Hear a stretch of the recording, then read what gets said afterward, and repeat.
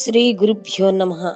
మద్గురుదేవులు చినరామచంద్రయ్యార్లు వారి పాదపద్మములకు నమస్కరించుకుంటూ, శ్రీ సత్యానంద సత్యమయ్యార్లు వారికి నమస్కరించుకొని, శ్రీమద్ భాగవత కృష్ణదేశకేంద్రులు వారు రచింపబడిన శక్తిద్వయ నిరాశకంబైన శుద్ధ నిర్గుణతత్వ కందార్థ దరువుల నుండి 8వ అధ్యాయము పరిపూర్ణ బోధ, 23వ కందార్థము, క్రమసంఖ్య 157. నేననని బ్రహ్మలోపల లేనిది సంభవమునుంది లీల తనకుదా మేను జగములై వెలసెను నేనది మృగ జలము రీతి నిజముగాదనుచు లోకులనేటి గజిబి జీవినుచు మానసమున వారి మాట కామోదించి దానికి బోధకు తగునంచు వినజేస్తే నిజముగాదనుచు లోకులనేటి గజిబి జీవినుచు.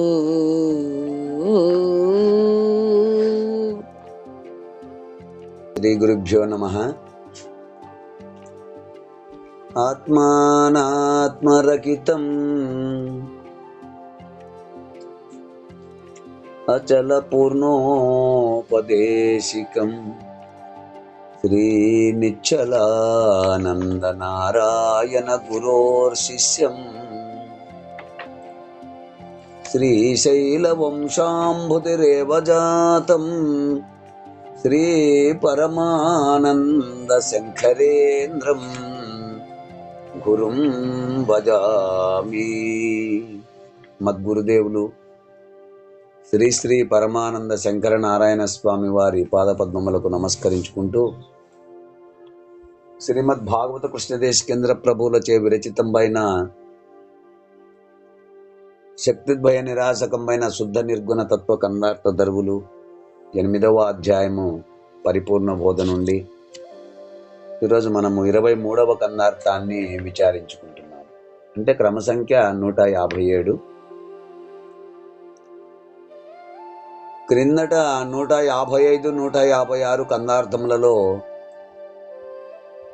మాయ అనేక మార్పులు గలది, మరి పరిపూర్ణము నిర్వికారము అంటూ క్రిందటి కందార్థములో మనము విచారించుకున్నాం.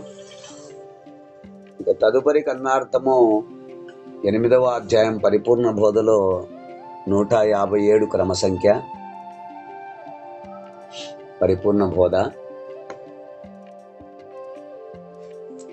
నేననని బ్రహ్మలోపల లేనిదే సంభవమునుంది లీల తనకుదా మేను జగములై వెలసెను నేనది మృగ జలము రీతి నిజముగాదనుచు లోకులనేటి గజిబిజి వినుచు మానసమున వారి మాట కామోదించి దానికి బోధకు తగునంచు వినజేస్తి నిజముగాదనుచు లోకులనేటి గజిబిజి వినుచు. శిష్య, నేననని బ్రహ్మలోపల, నేను నేను అనని పరిపూర్ణ పరబ్రహ్మమునందు, నేను నేను అననిదేది అంటే పరిపూర్ణ పరబ్రహ్మమే, ఇంకొకటి కాదు. నేను నేను అనని పరిపూర్ణ పరబ్రహ్మమునందు లేనిదే సంభవమునుంది.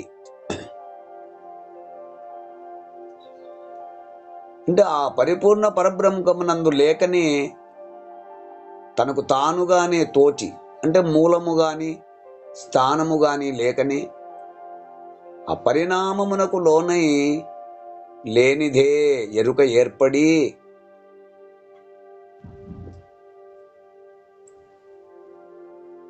లీల తనకుదా మేను జగములై వెలసెను. లేనిదైనను ఉన్నట్లుగా తోచబడుచు తన ఆవరణమునందు తానే తన సంకల్ప బలము చేత జీవేశ్వర జగత్తుగా పరిణామము చెందును.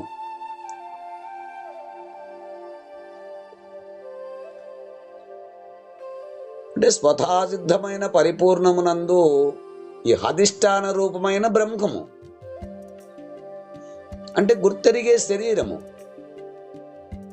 తనకు తానుగా తోచబడి అప్పిండ బ్రహ్మాండములై వెలసెను.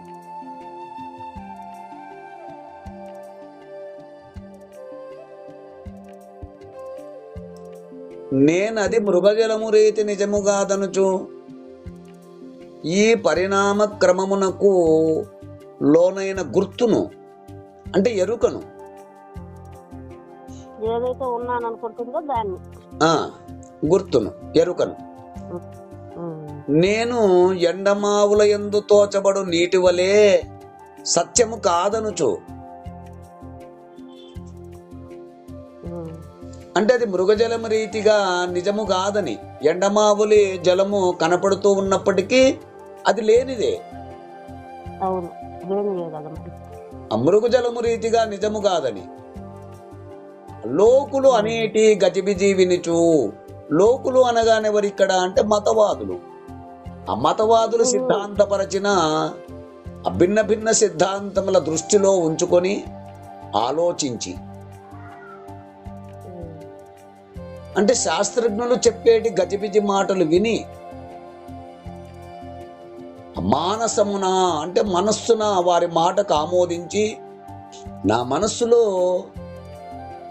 వారు సిద్ధాంతీకరించిన ఈ భిన్న భిన్న భావములను ఆమోదించి అంటే నేను వారు చెప్పిన ఆ విషయమును మనస్సులో ఆమోదించుకొని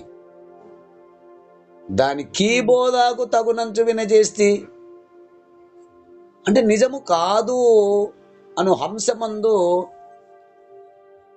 ఆ మతవాద అభిప్రాయములు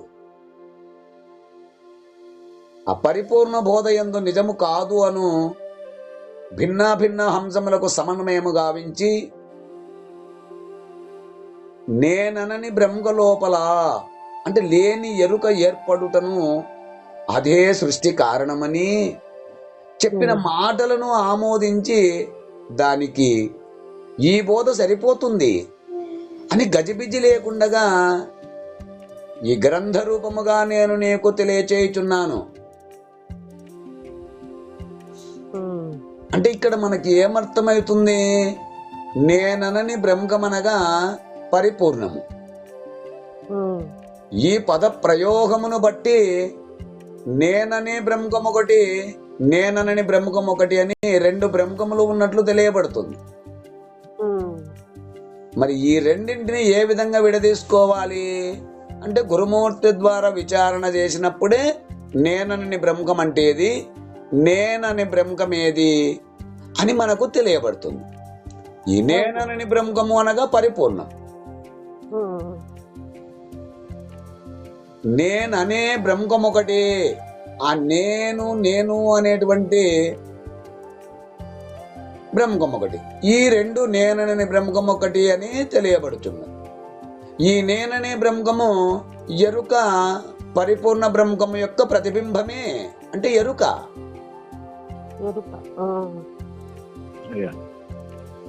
నేననే బ్రహ్మము అంటే ఎరుక, ఆ పరిపూర్ణ బ్రహ్మము యొక్క ప్రతిబింబమే ఎరుక. ఆ బింబం యొక్క పేరే ప్రతిబింబమునకు కూడా వ్యవహరింతురు.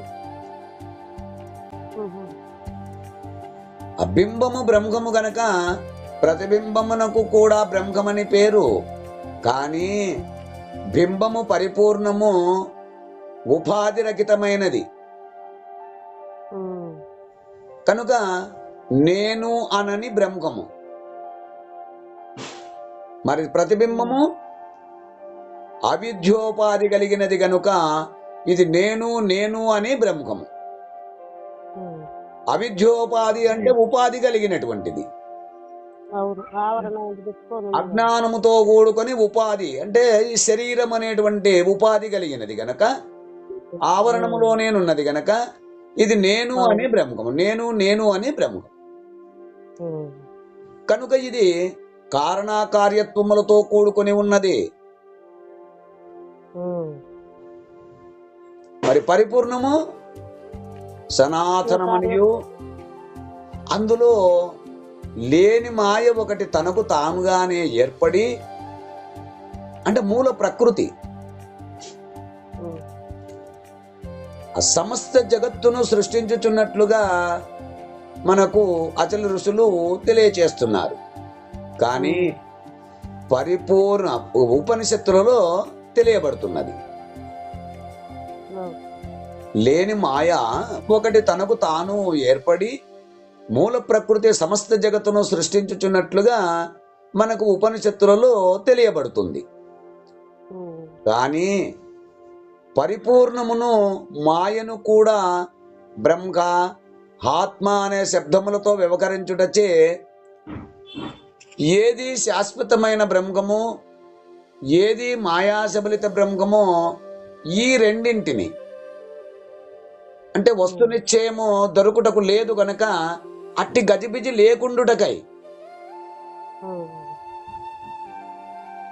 శ్రీ శివరామ దీక్షితుల వారు శాశ్వత బ్రహ్మమునకు పరిపూర్ణమనియు మాయా బ్రహ్మకు ఎరుక అని విడదీసి అవేరు నామములతో వ్యవహరించుటచే ఈ పరంపరలో బ్రహ్మం యొక్క వస్తు నిర్ణయం జరిగినది. అందుచేతనే ఈ పద్యములో మానసమున వారి మాటకు ఆమోదించే దానికి ఈ బోధ సరి అని తెలియజేశారు. కనుక శాస్త్రములలో చెప్పిన బ్రహ్మము నిర్వికార బ్రహ్మము, ఇందులో చెప్పిన పరిపూర్ణము ఒక్కటే అని సాధకులు గ్రహించెదరు.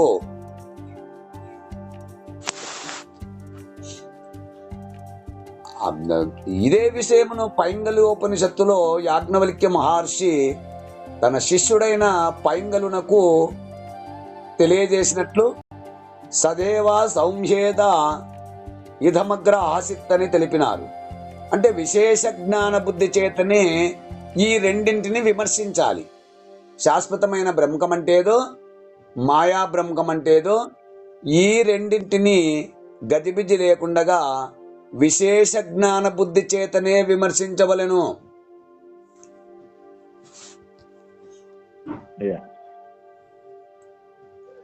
విశేష జ్ఞాన బుద్ధి చేత అంటే గురుమూర్తి ద్వారా విచారించినటువంటి వారికి ఆ రెండు తెలియబడతాయి.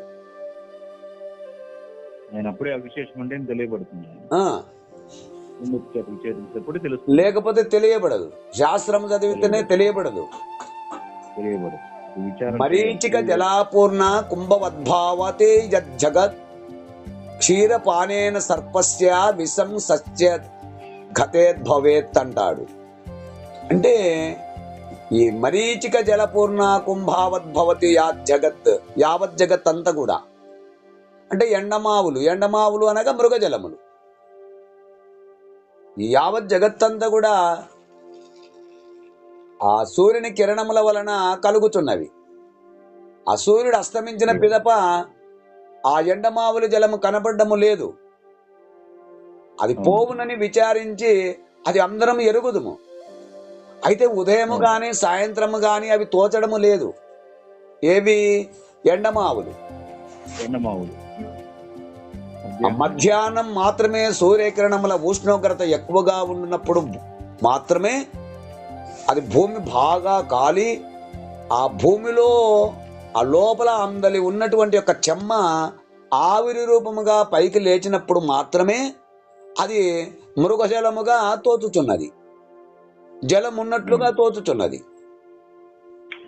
అట్లే పరిపూర్ణమందు లేని ఎరుక తన యందు తోచుచున్నది. ఎండమావుల జలము ఏ విధంగా తోచుచున్నదో అట్లు ఈ ఎరుక కూడా ఆ పరిపూర్ణమునందు లేనిదే ఎరుక తన యందు ఉన్నట్టులో తోచుచున్నది, భ్రమింపజేస్తుంది. ఎండమావులందు నీరెట్లు లేదో అట్లే పరిపూర్ణ బ్రహ్మమునందు ఈ జగత్తు లేదని మాత్రమే పూర్ణ భావజ్ఞుల భావము. అంటే పరిపూర్ణములో ఎండమావుల జలము ఆ సూర్య కిరణములందు లేనప్పటికీ ఆ సూర్య కిరణములందు ఉన్నట్లు ఎట్లు తోచుచున్నదో అట్లునే ఆ పరిపూర్ణమందు ఎరుక లేనప్పటికీ పరిపూర్ణమునందే తోచబడుచున్నదని. కనుక ఆవిరి యందున్న జలమే కారణమై ఉన్నదని తెలుసుకోవాలి. ఇక్కడ పోల్చుకోవాలి. ఆ ఆవిరితో ఏర్పడిన జలము ఎట్లు విచారిస్తే లేదో అట్లు పరిపూర్ణమునందు గురుమూర్తి ద్వారా విచారిస్తే ఎరుక లేదని తెలియబడుతుంది. క్షీరపానేన సర్పస్య విషం నశ్యే జగద్భవేత్ అంటాడు. అంటే అర్థం ఏంటంటే పాముకి పాలు త్రాగుట వల్ల విషము నశించుట ఎట్లు అసంభవమో, అంటే పాముకు ఆ పాలు పోసి పెంచితే విషం పోయింది అంటే ఎంత అసంభవమో అట్లు ఆ పరిపూర్ణమునందు ఈ జగత్తు కలిగినదనుట కూడా అసంభవము. వేపకాయ విత్తనములోని బద్దలను కొంత వేడి చేసి ఆ పాలలో ముంచుకొని ఆ వేడి చేసిన పాలు ఆ ముంచిన గాని లేక తేనెలో ముంచి ఉంచిన గాని దాని చేదు ఏ విధంగా పోదో అది పోయిందనుట ఎంత సత్యమో ఆ పరిపూర్ణమునందు ఈ జగత్తు పుట్టిందనుట కూడా అంతే సత్యము. కాబట్టి వేపకాయ విత్తనము ఆ బద్దలు చేసి ఎంత వేడి నీళ్ళలో పోసి పాలులో ముంచి తేనెలో ముంచి దాన్ని తిన్నా గాని దాని చేదు పోదు. పోయినట్లయితే ఆ పరిపూర్ణములో ఈ జగత్తు పుట్టిందన్నట సత్యమే అవుతుంది.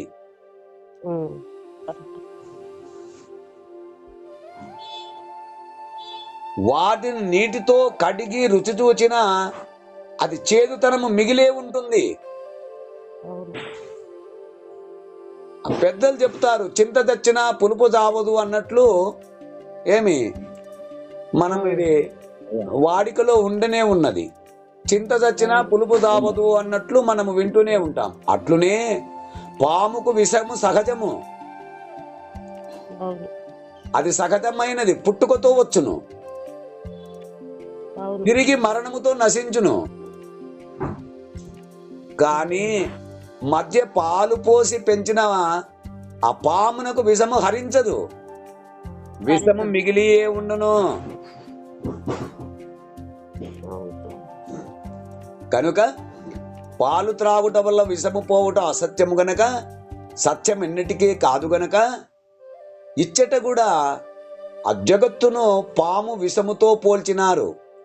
అంటే జగత్తును ఆ పరిపూర్ణమునందు కలగనే లేదనుట ఆ విషయాన్ని తెలుపుటకు ఆ పామును ఆ విషమును ఆ రెండింటిని పోల్చి చెప్పడం జరిగింది అక్కడ. అంటూ ఈ కందార్థ భావాన్ని మీరు కూడా అందుకుంటారని కోరుకుంటూ జై గురుదేవా. జై గురుదేవ. జై గురుదేవ.